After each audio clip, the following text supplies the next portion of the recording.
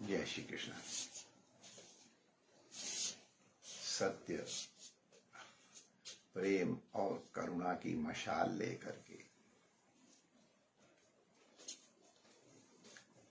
सकल सुमंगलदायक रघुनायक गुणगान का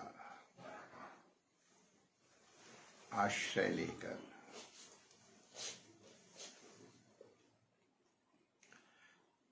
जिस प्रकार समग्र विश्व को पूज्य बापू ने आलोक और प्रसाद प्रदान किया है, वह दुर्लभ है। बापू की कथा के कारण, उनकी कथा से प्रभावित होकर आज न जाने कितने युवक युवतियां भी रामायण का गुटका हाथ में लेकर के गौरव की अनुभूति करते हैं, पाठ करते हैं, उसके अनुकूल आचरण करने की चेष्टा करते हैं। छोटे छोटे बालकों को भी जब मैं हनुमान चालीसा का प्रेम पूर्वक, राग पूर्वक गान करते देखते हैं तो बापू का स्मरण और उनकी महिमा का भान होता है। न जाने कितने बंजर अंतःकरणों को उन्होंने हरा भरा कर दिया, न जाने कितने मरुस्थल बने अंतःकरणों में उन्होंने कथा मंदाकिनी के माध्यम से रस प्रवाह कर दिया। कितने कितने जीवन को उन्होंने सन्मार्ग में स्थापित किया। आज उनके नाम पर न जाने कितने जनों ने अपनी संस्कृति के प्रति और धर्म के प्रति दृढ़ आस्था प्राप्त की है। उनकी गणना करना शक्य नहीं है।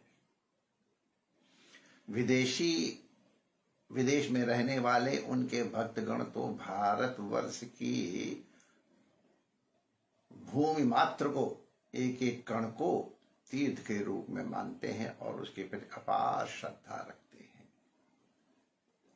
उसके धार्मिक प्रभाव तो हुए ही हैं, आध्यात्मिक प्रभाव तो हुए भी हैं, सामाजिक और आर्थिक भी प्रभाव बहुत दिव्य हुए हैं। हम उनका स्मरण करते हैं।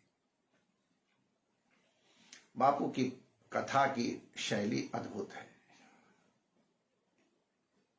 श्री रमणीयती स्थान के प्रति और विशेषकर इस शरीर के प्रति उनका अनुग्रह तो इस बात से स्पष्ट है कि उन्होंने स्वयं आगे बढ़ करके रमण रीति में कथा करने का आशीर्वाद प्रदान किया और हमारे प्रतिपक्षपात करते हुए पूरे 15 दिन तक, पूरे एक पक्ष तक जो रसधारा बरसाई वो इतिहास बन गई है। हर व्यापक सर्वत्र समाना, प्रेमित प्रकट होए मैं जाना।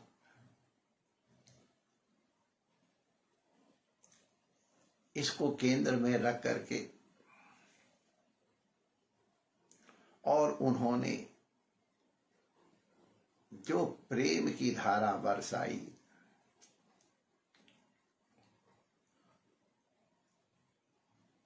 उन्होंने प्रभावित भी किया, प्रभुभावित भी किया, हंसाया, रुलाया, झुमाया, नचाया, न जाने कितने प्रकार से श्रोताओं को उन्होंने मंत्रमुग्ध किया। मैं इस प्रथम कथा से ही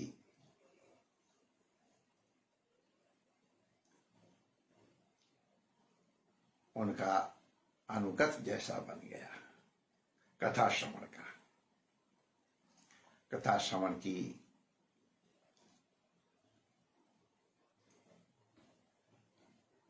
ये अभिलाषा निरंतर बढ़ती ही जा रही है। प्रथम कथा में ही जो कथा के प्रति प्रेमांकुर जागृत हुआ तो वो उस प्रथम कथा में ही वटवृक्ष बन गया।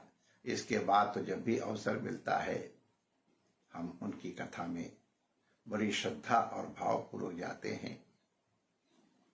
हमारा स्वभाव है कथा श्रवण के समय, प्रवेश करते समय जहां हम अपनी पादुका उतारते हैं वहीं अपने ये विद्या इत्यादि के अभिमान को भी उतार करके आते हैं और एकदम खाली स्लेट बन करके आते हैं, खाली भित्ति बन के आते हैं जिसमें वो जिस तरह का चित्र बनाना चाहें वो बनाएं। इस प्रकार हम उनके सामने प्रस्तुत होते हैं। बापू के विचार उनके अपने हैं ये तो हम नहीं कहेंगे, सब शास्त्र सम्मत ही हैं, लेकिन उनको प्रस्तुत करने की शैली उनकी अपनी है। यद्यपि परंपरा से इस जन्म में उन्होंने संस्कृत का अध्ययन नहीं किया है, लेकिन बहुत बार उनकी शास्त्र की व्याख्याएं सुन के हम भी अभिभूत हो जाते हैं।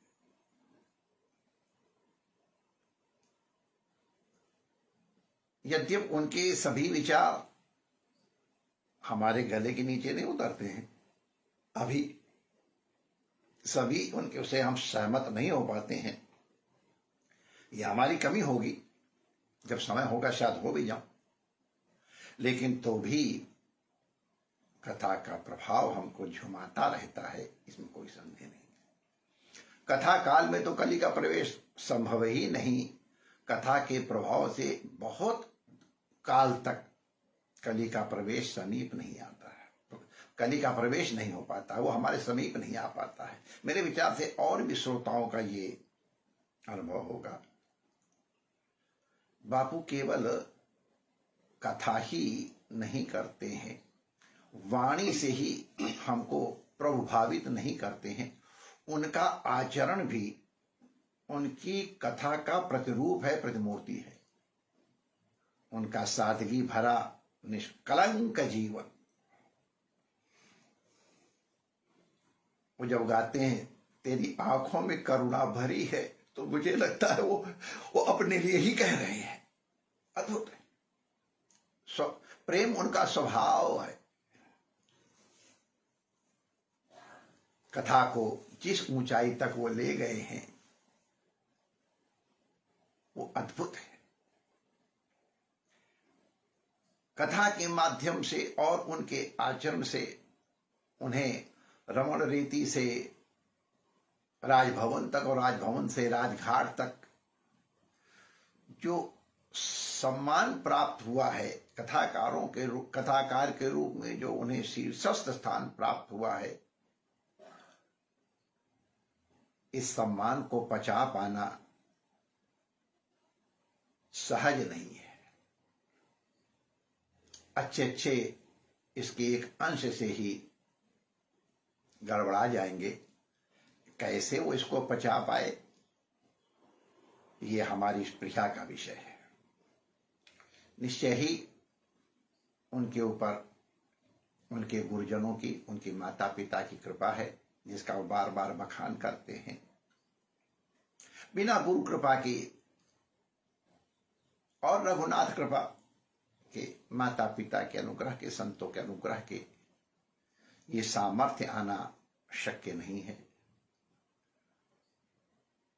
बापू की कथा, बापू का आचरण, जिस प्रकार वो कथाकारों का सम्मान करते हैं, संतों की वंदना करते हैं, हृदय से प्रणाम करते हैं,